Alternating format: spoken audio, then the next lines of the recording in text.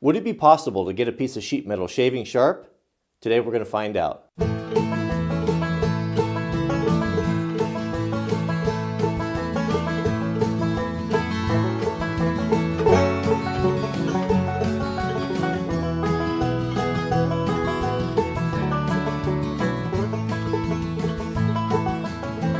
So welcome back to the shop, friends. This challenge was thrown out there by some of you guys in the comments. We were talking yesterday about doing a sharpening video, trying to sharpen something that maybe you shouldn't be able to get shaving sharp, and the suggestion of a piece of sheet metal came up. I was thinking of all different things. I thought, should we try sharpening a ruler, or I'd even grabbed a Sawzall blade, like could we make a knife out of a Sawzall blade? And I thought, well, let's just go with sheet metal. That's something that I think everyone can relate to, and if we can get this thing with the Russian knife sharpener sharp enough to shave with, man, that's really doing something. And of course, we'll be using the Russian knife sharpener. Now, we've done things in the past similar to this. You know, of course, we got a shaving sharp butter knife. Mrs. W wasn't too keen on that when I brought it into the house. It was actually a bit of a hazard. You don't want a butter knife shaving sharp mixed in with the other ones because no one's expecting it to happen. So by harnessing the power of the electron microscope, we can see indeed that there is no edge on here. It's simply just a piece of sheet metal.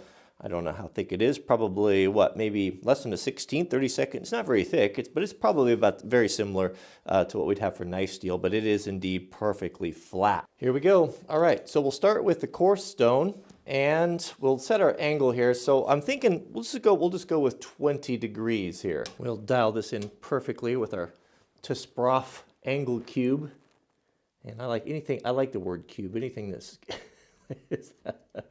anything that it says cube is usually kind of cool. All right, so let's go for 20. Dial that down there. Very sensitive, this thing. All right, oh, too far. Looks like each click is about a point.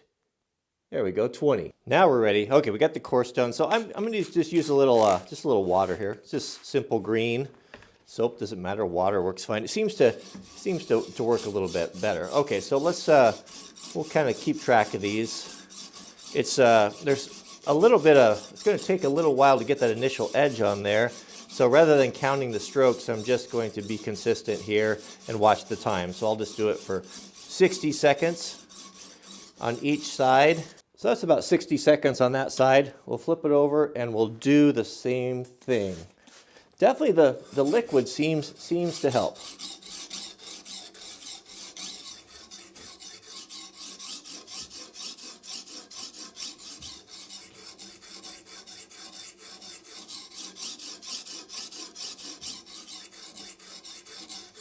That's it for the coarse grit. About 10 minutes involved with that, so let's bring you up close. Let's take a look and see what type of an edge we got. That is a beautiful looking edge. Look how symmetrical and even it is. When I cut this out with a bandsaw, you know, I just free-handed it, just eyeballed it. It was pretty bad, but the sharpener brought everything into alignment and made that radius nice there. But doesn't that look great? That really... It's pretty incredible. All right, let's flip over to the next stone and start putting the polish on it. You can really feel the difference between that coarse stone and the next one. It's much smoother than the other one. You really start to see the polish. So let's once we have that, we've got that edge established on there, the rest of this here will go pretty quick. It's just a matter of just polishing it out. The stone really does take the water. When you first put it on, it actually takes a while for it to saturate. Here you can see that's the second stone of 5 right there. We're starting to get the lines out of it, and certainly starting to feel really sharp, but definitely much smoother. Okay, middle stone. I've been about 25 times per side or so. I like the way that water goes in there. It's kind of cool the way that, look at how the soapy water just goes into the stone. It disappears. I mean, it's kind of like I don't know what type of stone this is. It's almost like, it's like a Japanese water stone.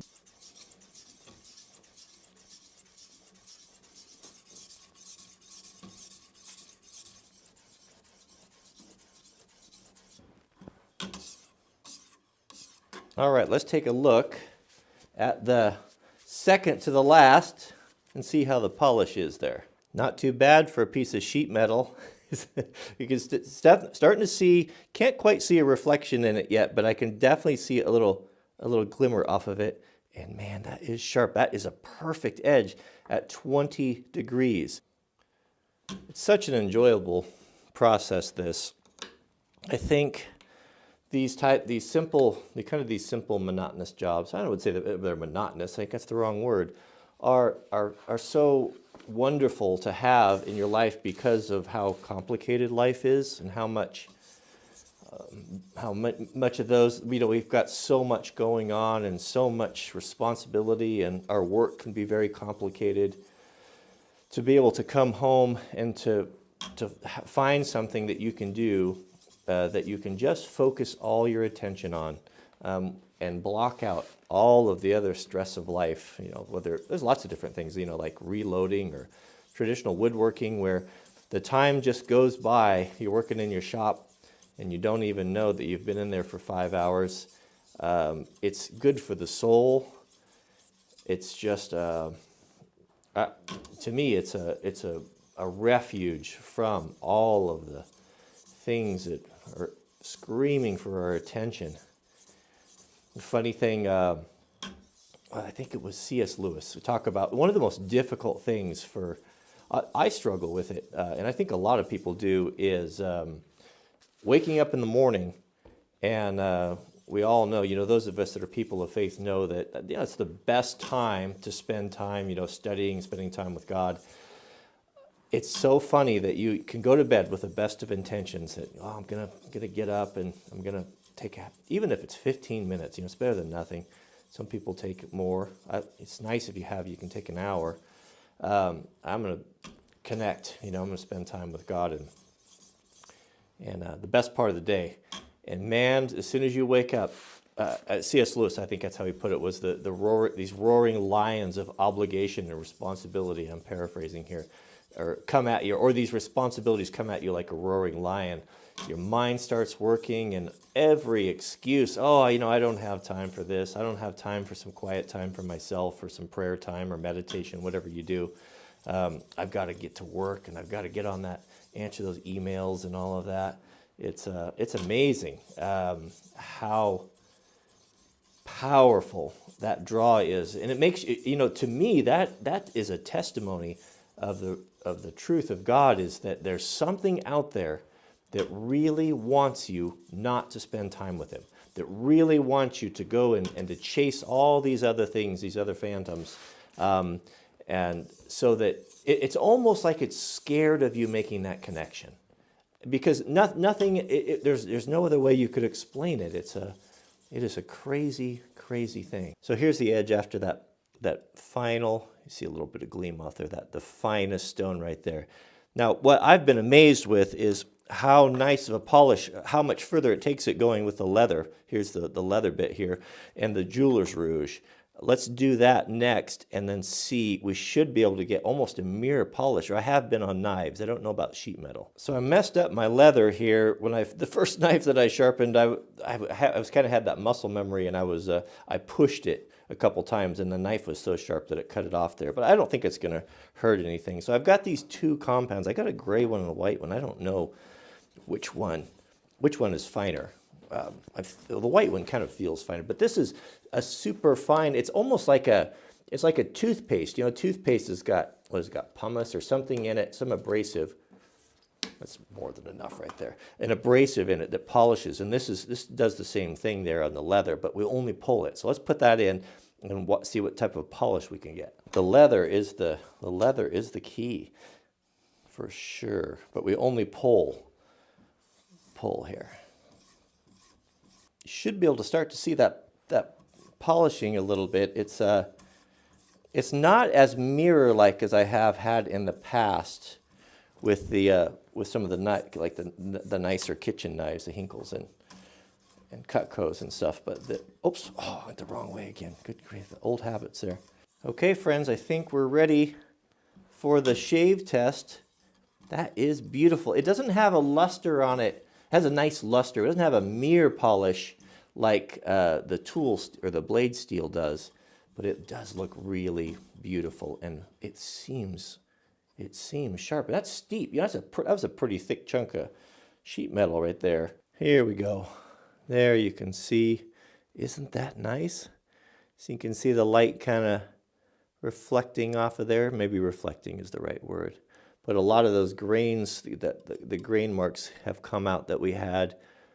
Now, I could spend another 10 minutes or so on it. You could even get it even brighter than that, but that looks pretty good right there. I apologize for the mess in the shop. There's so much clutter in here. I don't like to have my shop this way. We're just finishing up the woodworking and stuff inside the house, and I'm doing a lot of the water locks. I'll put the water locks on the last bits of woodwork and the stair treads and stuff, so I've got everything in here because I don't want all the fumes in there for the family to have to deal with. That is sharp. Oh yeah. All right, friends, let's see how it does. This is the best that I can do. What I noticed on it when I was polishing it, I was looking at it really closely with the loupe, the high magnification, and I don't know, maybe it's the structure of it. I'm not a metallurgist, but it seems that that point wants to do this. That when I really get down to the fine stuff, that it doesn't have, when it's gotten so thin at the tip that it doesn't it doesn't have enough hardness to hold. I don't know. Just feeling it. It feels really sharp, but I just noticed that it seemed to be chasing it back and forth. But here's a piece of butcher paper, and we'll see here. We'll just do a push cut. It's not bad. Oh, Mrs. W is calling. I'll be right back. Okay, we're back. You guys are important, but Mrs. W is even more important. So let's. It's not great. It doesn't feel. I mean, it is sharp, there's no question, but it's not, for example, my pocket knife, right, that I did the same thing to.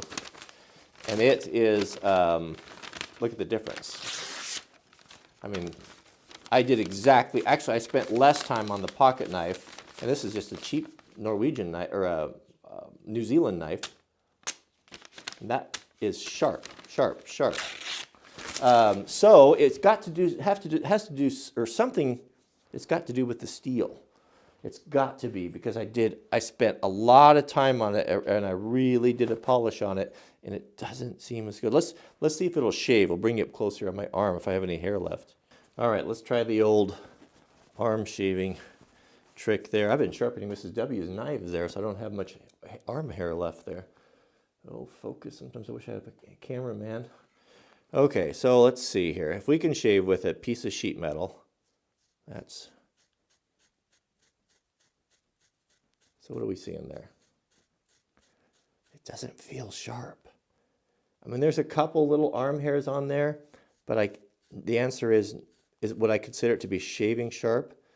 No, I would not. Like when we contrast that with, let's get a pocket knife out here.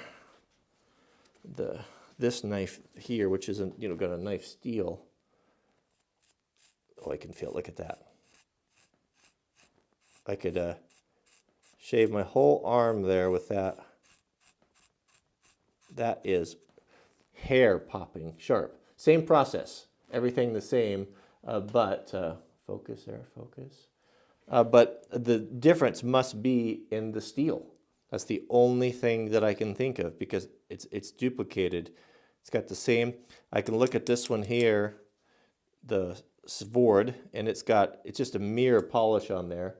And this one here, where I spent probably twice as much time on it, it doesn't look as nice. That's got to be something to do with it. All right, so what is our conclusion? What did we learn here? Well, I went back after that last shot, and I hit it again. I even boosted the angle up. I did kind of a little micro bevel on it. It was really careful. Stropped it on the leather. Even went over and re-stropped it on the Jeweler's Rouge just to give it every single advantage. And I just can't get it to the level as I can a knife steel, which is very interesting. I almost wished I would have done it on a higher quality steel like a Sawzall blade to see if there'd be a difference. I'd be very curious to see, but with everything, and again, maybe I might be doing something wrong, and there's maybe people out there that can do it, but I tried everything, and it's sharp. There's no question it's sharp, but it's not like this, and the same process and all that. So as you can see, that very interesting. Interesting. So if you know why that is, why we can't get a piece of sheet metal as sharp as a piece of knife steel, I would be very interested to know, because I'm at a complete loss here. But an interesting experiment nonetheless. All right, thanks for watching, and we'll see you guys on the next video.